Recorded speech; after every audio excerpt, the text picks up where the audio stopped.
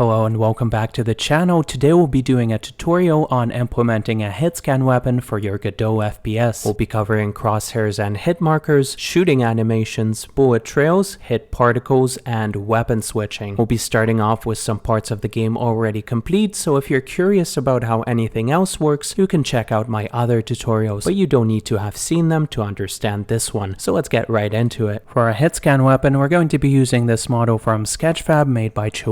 Right click New Inherited Scene and save it. After that, we can click on the root node and select Clear Inheritance, which will allow us to edit the children nodes and clean the hierarchy up. Now, the other gun in our game doesn't really have realistic textures, so we're going to downgrade this one with our own materials. When that's done, we can drag the gun into our player scene and turn off the visibility on the other guns. It's a little small, so scale it up and then click on the camera and toggle preview mode. Scale it and reposition it so it looks like we want in game. After that, we can go back to the gun scene and add an animation player to create the shoot animation. We're going to set the animation length to 0.07 seconds and the snapping to 0.01. Here we will add a position and a rotation property track for the node that contains our meshes. Just like with the other gun, we will create a position keyframe to bring the gun back, then one to bring it more forward than before the shot to make the animation look organic, and finally one to bring it to the original position. Then we're going to do the same thing for rotation. Bring up the gun to 2 degrees on the x-axis, then down to -1, kind of overcompensating for the recoil, and then back to 0. The final thing we're going to do for this animation is add muzzle flash. We're going to need a mesh that we're going to parent to our meshes node so it follows the gun recoil animation. Make it a plane mesh and add a new surface material. In our albedo section, we're going to use a texture I got from Canny Assets. Then set the transparency mode to alpha, and in the mesh settings, set the orientation to face X. If you can't see the mesh from the left side, make sure to toggle flip faces. Then we're going to turn on emission and use the same texture we used for our albedo. Raise the energy multiplier to make it a little brighter and scale up the mesh. Add scale and position property tracks from the mesh to the animation player. For the scale keyframes, we're going to start out at 0, then go to 3 when the gun is kicked back. Scaling the mesh messes up its alignment with the muzzle brake, so we're also going to need to go through the animation and make sure that it's positioned properly. Click on the muzzle flash node in the tree and reposition it in the editor. Then click on this little key icon next to the position property on the right side to save that as the keyframe. Go through the entire animation and make sure that the flash is always on the barrel. Now we're ready to start on the code. Right now we have this chunky block which handles our projectile pistols, which you don't need to understand. We're just going to move it over to its own function to make implementing a weapons system a bit easier. We're going to make a separate function for shooting our machine gun in a second, but first we need to make sure to create an onReady variable for the gun animation player. After you drag the gun into the code, type /animation player. So down at the bottom of our code, we're going to create a new shoot auto function, and the animation part is going to be similar to the projectile gun. We're going to put this function after a check whether the player pressed the shoot button, and in here we're going to check whether our shoot animation is playing. If it isn't, it means we finished our animation and can shoot again. So here's the result of that code and the gun animation. Now we just need to make sure that we're actually hitting stuff. First things first, let's add a crosshair by going into our 2D view and adding a texture rectangle node to the UI inside of the game scene. I got this crosshair texture from Canny Assets, and let's drag it into our texture property. Let's check the size of the texture rectangle because we're going to need it to position the crosshair in code. In the game script, create an onReady variable for the crosshair, and in the ready function, let's set the X position of the crosshair to the size of the screen divided by 2 minus half of the size of the crosshair. Then copy paste this bit and repeat the process to position the crosshair on the y-axis. That's our crosshair in game, and we're also going to add a hit marker crosshair. Duplicate the first one, add the texture to it, and here's a demonstration on how it's going to work. That's beautiful. Let's go through the same process and add an onReady variable for it, as well as center it on the screen just like the other one. Leave its visibility turned off for now. After that, let's get working on the hits. We're going to add a raycast as a child of our camera, and if we set its direction on the -z axis, it's going to be aimed right in the middle of our crosshair. We're also going to move the raycast slightly outside of our player because I think it's kind of weird if we're hitting stuff that's behind our gun. Rename the raycast and switch the collision collision mask from 1 to 2 since that's the collision layer where our enemy body parts are. Also, don't forget to turn on collisions with areas on the raycast. For coding the bullet heads, you already know the drill. We need an onReady variable. Then in the shoot auto function, when we're starting the shoot animation, we're going to check if our aim raycast is colliding with anything. If it is, we can check if our ray is colliding with an enemy, and if that condition is true, we're going to call the hit function on it that applies damage and kills them when their health reaches 0. Now that we can shoot the zombies, let's get the hit marker working. We're going to do this by passing a signal from the zombie to the game scene that can then toggle the visibility on the hit marker. So let's emit this signal when the zombie takes damage. Back in our main scene, let's create the function that will connect the signal to. Pass for now, and then the code block where we spawn our zombies, let's connect their zombie hit signal to this function. Since we're only referencing a function and not actually calling it, the brackets are unnecessary here. Now once we get the signal, we can turn on the visibility on our hit marker, then create a short timer for 0.05 seconds, and then turn off the visibility on the hit marker. With that done, we now get a little bit of feedback, but we can definitely take it further. Let's work on some bullet traces. Let's create a new scene for this and change the root node type to a mesh. We're going to call it bullet trail.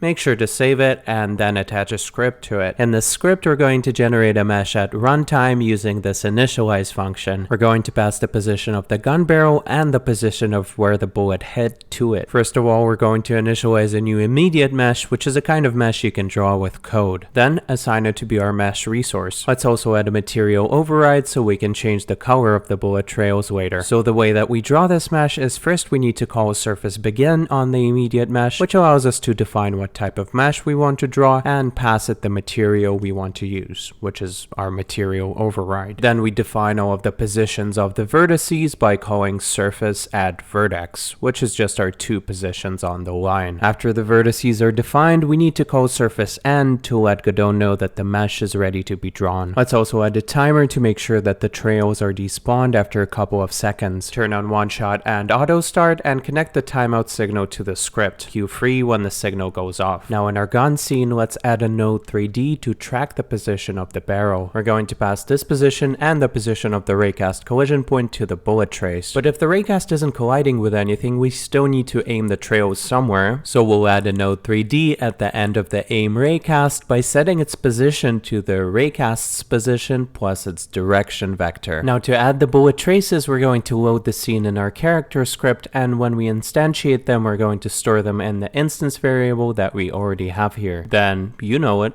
I know it, we need onReady variables for the end of the aim ray as well as for the gun barrel node 3D. Just like with the gun animation player, we can drag the gun and then type /barrel to specify the full path. Now in our shoot auto function, when the animation starts playing, we're going to instantiate a new bullet trail scene. Then if our aim ray is colliding, we're going to call the initialize function on the trail with the parameters of the barrel global position and the aim ray collision point. If the aim ray is not colliding though, there isn't going to be a collision point, so we're instead going to call the initialize function with the same barrel parameter, but now instead with the position of the end of the aim ray. After the bullet trail is initialized, we can get the parent of the player and add the bullet trail to it. Now that the basics are working, we can make it look better by changing the material and making it fade away. We'll start off by setting the albedo and the emission of the material, and then making sure that the transparency mode of the material is set to alpha. After that, we can create a variable for the alpha that will be lowering every tick of the physics process. Then type material override.albedocolor.a, which corresponds to the alpha parameter of the material,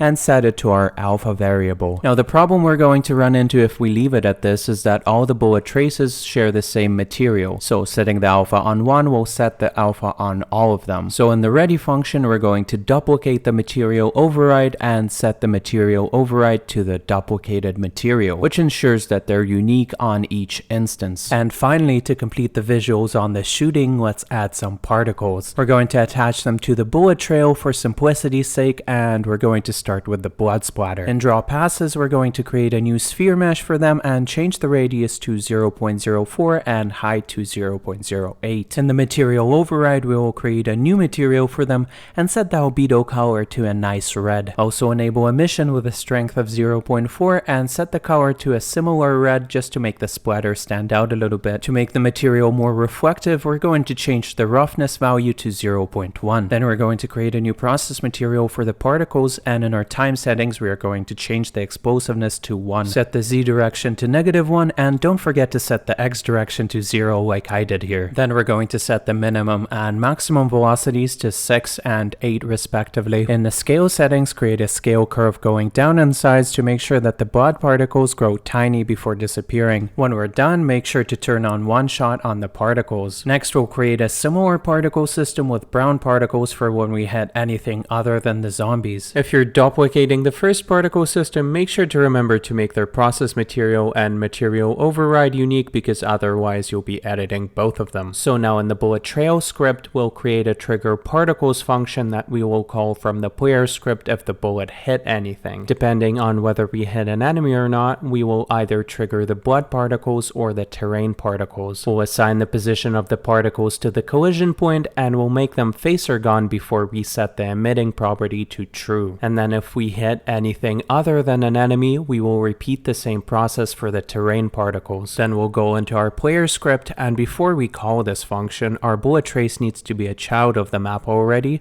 so we'll move the add child call up a bit. Then if the aim ray is colliding with an enemy, we'll call the trigger particles function by passing the collision point from the ray, the gun barrel's global position, and true for enemy collision. Then we'll copy this bit and add an else block to if we collided with an enemy and paste it in there. That's our particles in action, and I'd say that the shooting looks kinda decent. Now we're ready to work on weapon switching. To create a quick weapon manager, we're going to have a current weapon variable that will set to one of the weapon constants from a weapon's enum. Enums are basically a quick way to create a bunch of constants with integer values in ascending order. So when we're setting weapon to weapons.auto, we're just setting it to 0, but it helps with code readability later on. Now what we're going to do in our shooting code block is we'll match our weapon variable to one of the weapons and the enum, and depending on which one we're holding right now, we're going to call the shoot function. After that, we'll create a new animation player attached to the character that will handle weapon switching animations. We're going to create one lower gun animation for each of the weapons using a position property track. For these animations, we'll set our animation length to 0.3 and zoom in. Here we're just going to insert two keys, one for the starting position and one for the gun going down below the camera's field of view. That's how it looks, and now let's code it. Get the weapon switch animation player in an onReady variable, and the first thing we're going to make is a function which checks which weapon we are currently holding and lowers it. Here we're going to use a match statement just like in the shooting logic, which checks our weapon variable against all of the possible weapons in the weapon's enum. When it matches our current weapon to one of them, it plays the lower weapon animation for that specific gun. In this case, we only have 2 weapons and 2 animations, but for an extensive weapon roster, this code block would get a little more bulky. The next step is raising the weapon we are switching to, and before we write this function, we are going to create a variable which tracks whether we are currently switching a weapon and shouldn't be able to shoot. So now back in raise weapon, we'll first set this variable to false and then call lower weapon. We know that's going to take 0.3 seconds, so we'll set a timer for that long. After that, we'll match the weapon that we're switching to and play the same lowering animation but in reverse, which saves us making an extra animation for each weapon for now, but if you have a raise weapon animation, you'd plug it here. After that, we'll set our current weapon to the weapon that we're switching to, and finally set our can shoot variable back to true. Now we're ready to get input from the player, so let's go into the input map and add keys for weapon switching. Once that's complete, we're going to go back to the player's physics process and check if the player just pressed the weapon switch button,